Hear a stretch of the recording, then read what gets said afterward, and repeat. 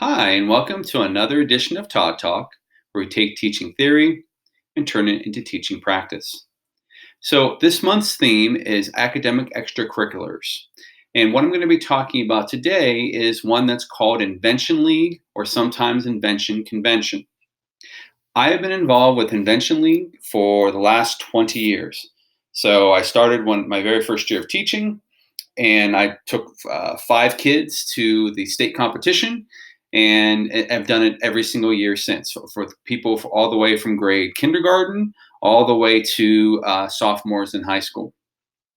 And so the way I used Invention Convention when I first started, because what I found was that a science fair is very structured. You have to follow the scientific method. You're looking at facts. You're looking at theories, and it's very science laden, as it should be. It's a science fair. Invention Convention, on the other hand, uses some science, but it also allows kids to use creativity and their problem solving techniques, which I think are valuable 21st century skills. And so the way the Invention League works is students start with a problem. So let's say a problem is that when they have trouble opening the door when they come home and when their arms are full of groceries. So that is a problem. So what they will do is they will do the first step of Invention League, which is that they will brainstorm all sorts of ideas. So what are many ideas or many inventions that could help solve the problem of not being able to open the door because your arms are full of groceries? And so students would explore that. They would talk with others. They would, think about the various ways that this could be solved.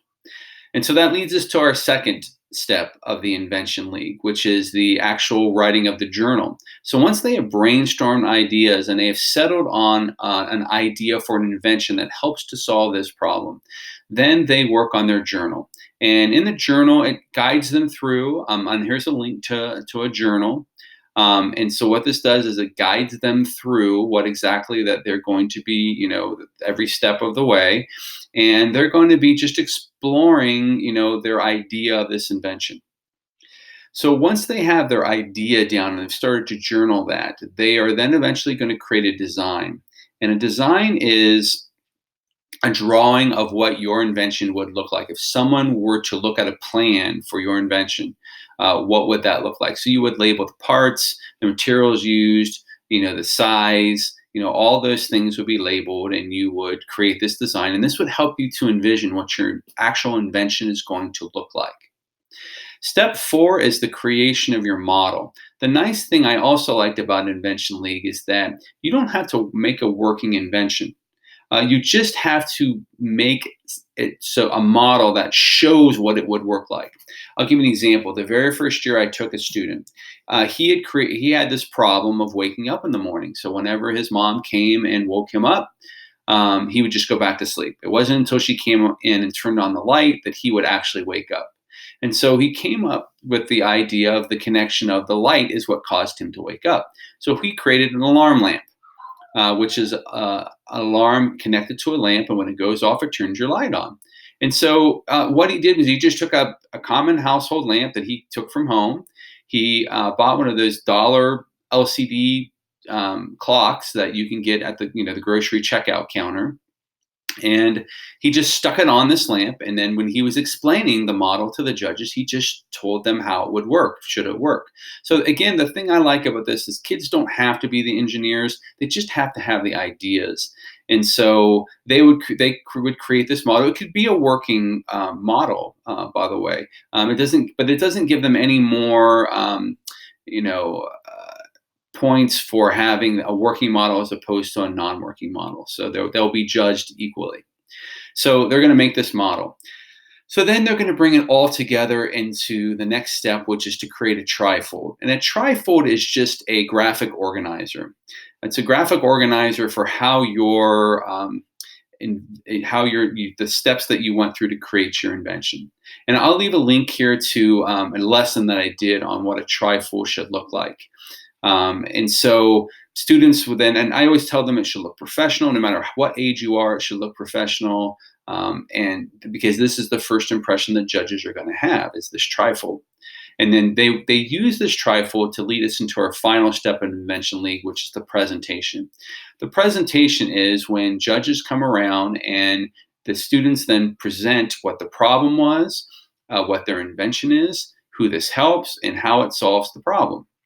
And they would explain this to the judges, following along on their trifold and using, examples from their design and their models, and all bringing it all together into this final presentation. So this process of Invention League can take several months. I've done it in various different structures. So one thing I've done is I've done it as part of my curriculum. I was a science teacher for 4 years, and I used it as part of my curriculum. It aligned with one of my curriculum standards, and students then would create their invention, and it was graded for a grade. I've also run it as a club, a before or after school club, where students then come in and they spend their time, and I walk them through what they're going to be doing. But a lot of the work that they're going to be doing is going to be done at home. So I will tell them what a model should look like, and then they will go home and make that model. Or I will show them what a trifold would look like, and then they would do that at home. And then I also go over what a presentation looks like. And here's a link to a tutorial that I did with my students on what a presentation for Invention League should look like. And so the way it works in different states is varies, but typically what happens is you have a district Invention League convention, which is just your district. So schools from all around your district, or it could be one school, I've done it with one school, have this Invention League convention, and the top inventors then get selected to go on to the state competition. And so the state competition has moved to various places through the years that I've done it. But it always is bringing together the best ideas from around the state into one area. And so, and then if students actually do well at the state, they can actually go to the National Invention League convention. So a couple years ago, it was held at Washington, D.C., and I had a student that went. This last year, it was in Detroit, Michigan, at the Henry Ford Museum. And so students have the opportunity to do that. And once kids get into the state and the nationals, the school isn't necessarily involved anymore. I'm there to help. I'm there to, if they have any questions. But the students are just presenting the same invention they've been presenting all along. So they would have all that. So what I'm going to do is I'm going to show you an example of two of my students and the invention that they created and how they presented it. I'm Catherine Colvin, and I'm Katie Bristol. And this is our invention, the bright burner.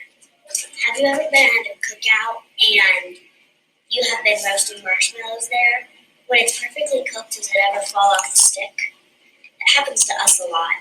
So we are going to fix that problem for us and you guys.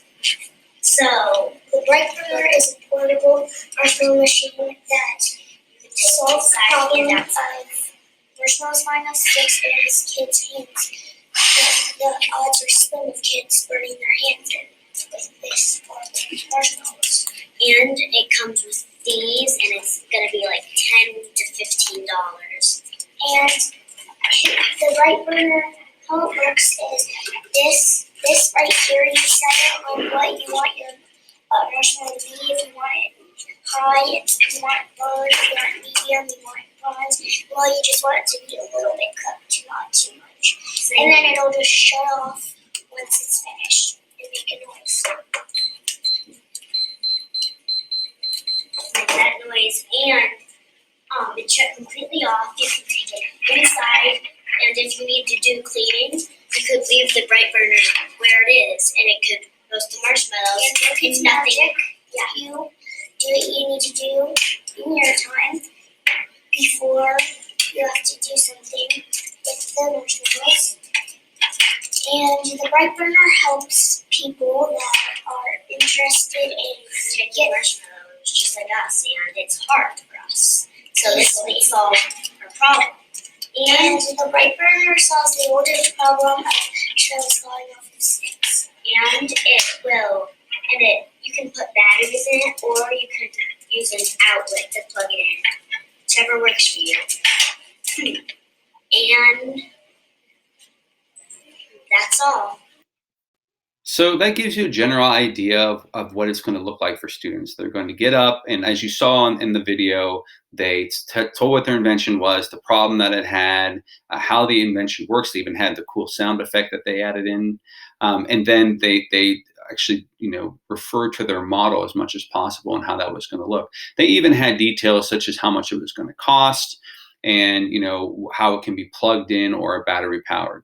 And so students then, like I said, they spend the year developing this, and then they present, and this is the culmination of this presentation. So that is Invention League in a nutshell. Again, I really like it because it allows kids to be creative, as you can see with the presentation of that last invention. But it also allows them to become problem solvers, and to think about ways. These two girls were second graders, and they came up with this very professional invention that you could find in a store very easily. And so I'm always amazed what kids will come up with. And so that's why I always enjoy doing Invention League.